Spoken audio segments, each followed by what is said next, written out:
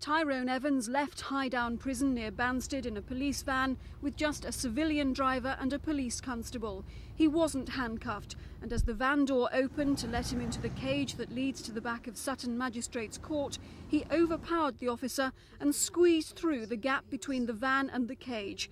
His dramatic dash to a waiting blue Renault was seen from a neighbouring block of flats. I couldn't see the driver, but the near side, there was a youngish young man with a fairly closely cropped hair, and he just seemed to be sitting there smoking.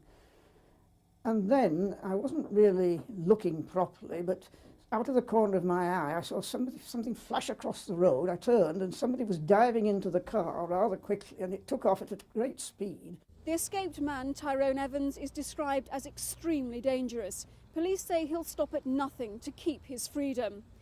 He was due to appear here charged with the dismemberment and disposal of a body. The case relates to a pub shooting in Carshalton in May. Stephen Davison's dismembered body was found in a Reigate pond. 2 men have been charged with his murder.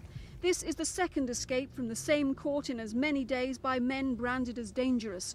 On Tuesday, Anthony Bolden used a knife and ammonia in his freedom bid. He was later recaptured.